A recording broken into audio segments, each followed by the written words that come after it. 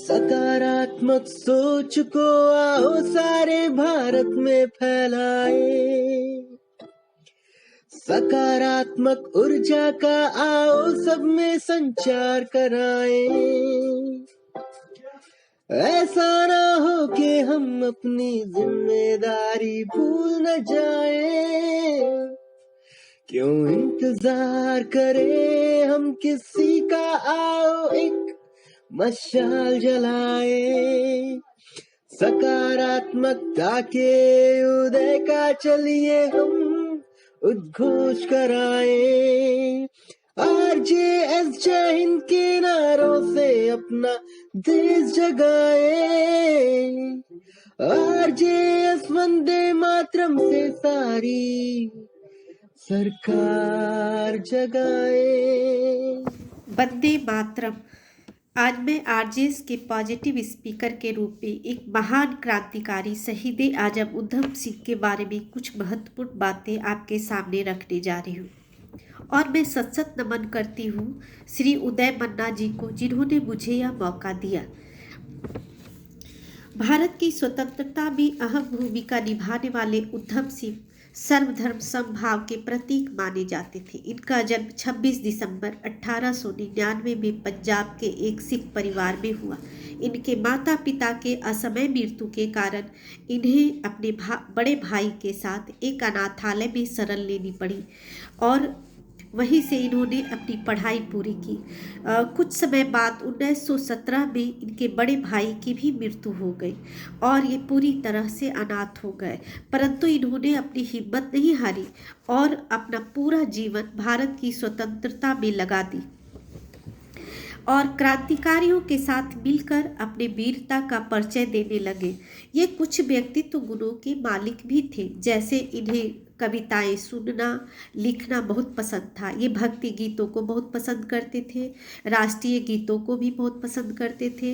इसके अलावा ये राम प्रसाद बिस्मिल के बहुत बड़े फैन भी थे और इसीलिए इन्होंने अपने सभी धर्म को पालन करते हुए हिंदू, मुस्लिम और सिख को एक एकता में भी पिरोने की कोशिश की और इसका सबसे पहला कदम इन्होंने खुद ही उठाया। जैसे इन्होंने अपना नाम बदलकर राम मोहम्मद आज़ाद सिंह रख लिया।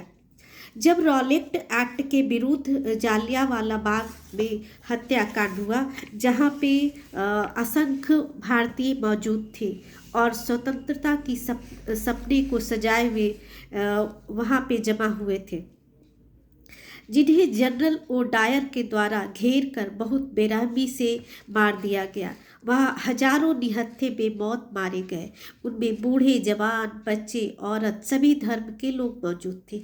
ये देखकर इनका दिल चीख चीख कर रोने लगा और प्रतिशोध की ज्वाला में धधकने लगी।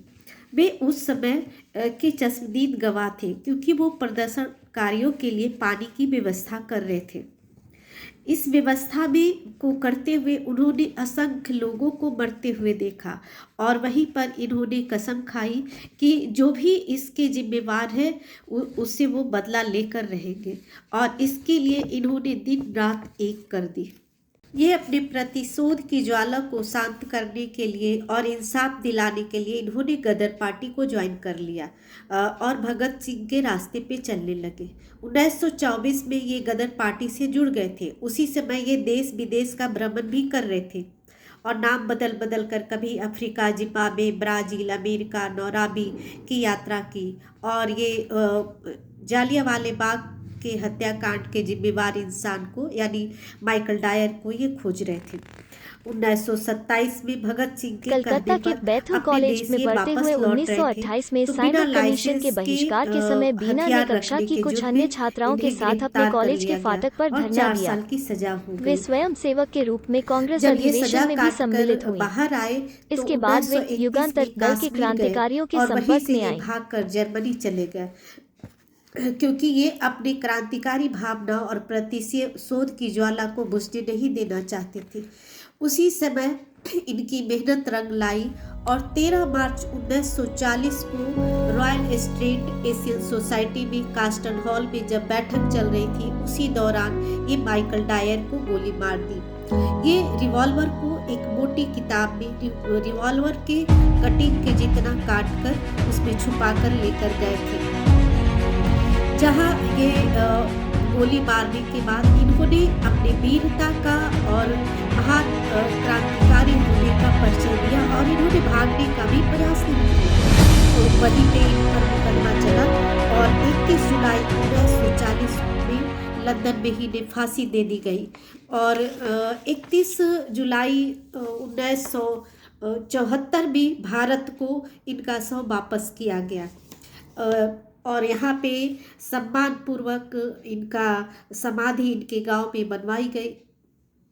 स्वतंत्रता की लड़ाई में इनका शहीद होना आग में घी का काम किया और जोर शोर से क्रांति की भावना लोगों में जलने लगी और इसके 7 साल के बाद ही हमारा भारत फिर से आज़ाद हो गया। भारत के ऐसे वीर पुरुष और शहादत पुरुष को सत सत नमन करती हूँ। जय हिंद, जय भारत।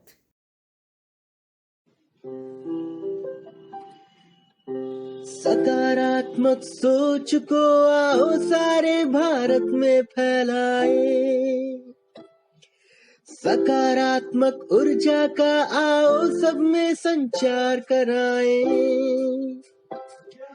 ऐसा ना हो कि हम अपनी जिम्मेदारी भूल न जाए, क्यों इंतजार करें हम किसी का, आओ एक मशाल जलाए।